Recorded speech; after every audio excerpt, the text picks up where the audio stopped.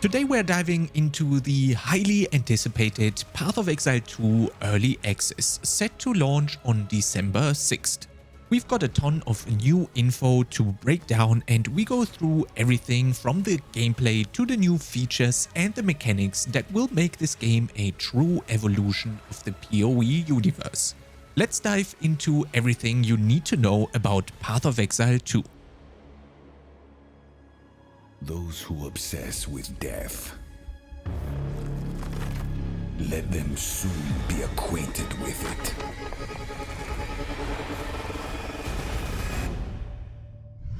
Let's talk about the classes in Path of Exile 2. Early Access will launch with 6 classes: the Warrior, Ranger, Sorceress, Monk, Witch and Mercenary. Each of these classes will come with their own ascendancies. During Early Access, each of the 6 classes will have 2 ascendancies available, with the third one coming later during Early Access. The Warrior can become the Warbringer, channeling the might of the ancestors, summoning ancestral spirits linked to totems, and can become immune to damage or explode corpses of enemies, while also ignoring Warcry cooldowns. Or you can choose between the Titan, all about hitting big on every slam. You also have the chance to create aftershocks every time you use a slam ability, and all hits can be crushing blows, or you can specialize in dealing 40% more damage to heavily stunned enemies. The Sorceress can become the Stormweaver, the master of the elements, triggering elemental storms every time they critically strike with spells, while all damage sources can now contribute to your shock generation. Or the Sorceress can become the Chronomancer, literally commanding time itself by freezing time, or you can reset life and mana to an earlier snapshotted state by using Temporal Rift. Also, Time Snap can reset all of your currently active cooldowns. The Mercenary can turn into the Witch Hunter. The sorcery ward is going to make you much more sturdy against elemental damage, but reduces your armor and evasion. On top of that, you can also get a 10% chance to explode monsters on death, and with a bit of luck, you can deal a decimating strike against bosses to take away a 30% of their total HP in one shot. This support fantasy, highlighted by the Witch Hunter, gets further amplified with the ability to interrupt bosses if you decide to specialize in this.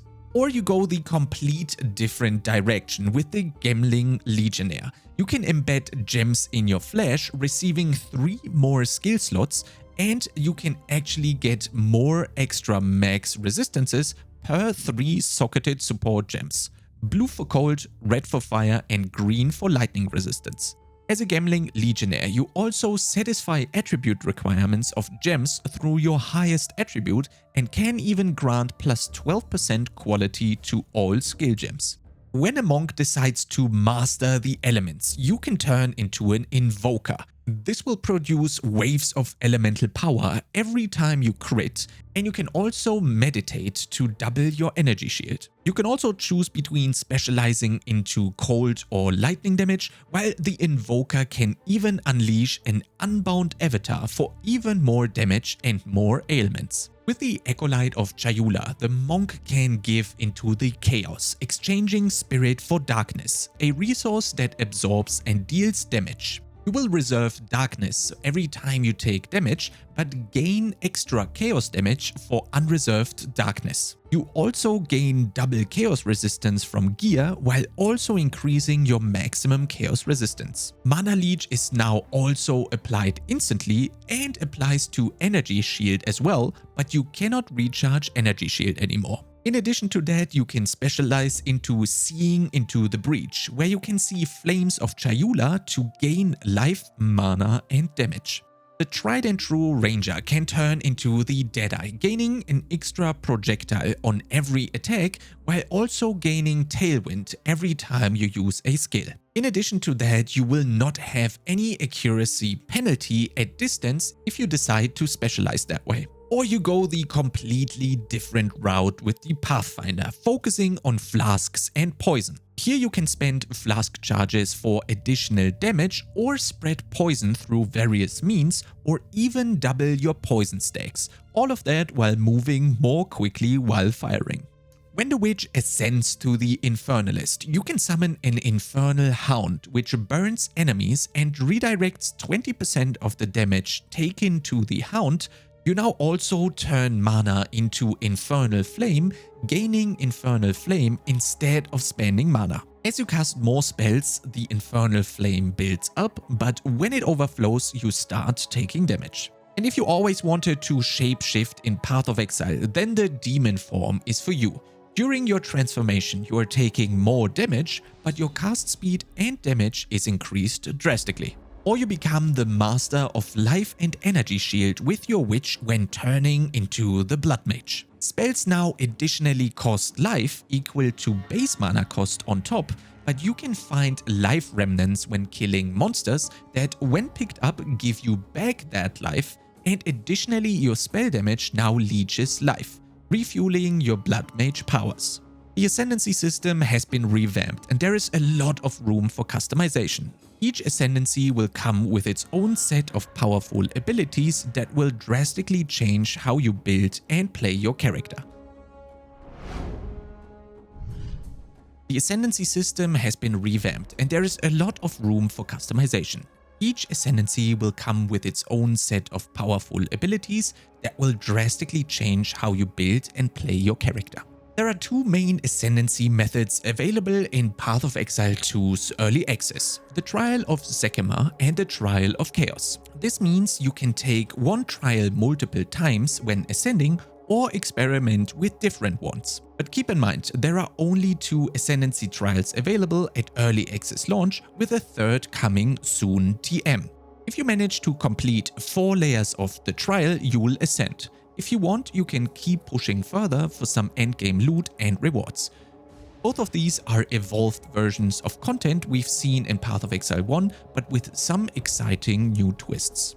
The Trial of Sekema is an evolution of the Sanctum from Path of Exile 1. In this trial, you can only advance if you keep your honor above 0. Your honor is determined by your defenses like maximum life and total energy shield. It's a roguelite mode where you have to carefully balance your gear and defenses to avoid losing your progress. Then there's the Trial of Chaos. This is a relentless gauntlet that focuses purely on your ability to survive against overwhelming odds. The Trial Master provides you with challenging yet rewarding experiences as you fight through waves of enemies. You'll see your reward at the start of each run and can choose an affliction that will carry over to your next trial within the same run. The trial resets between attempts, but you will need to push your limits to ascend and unlock some epic rewards.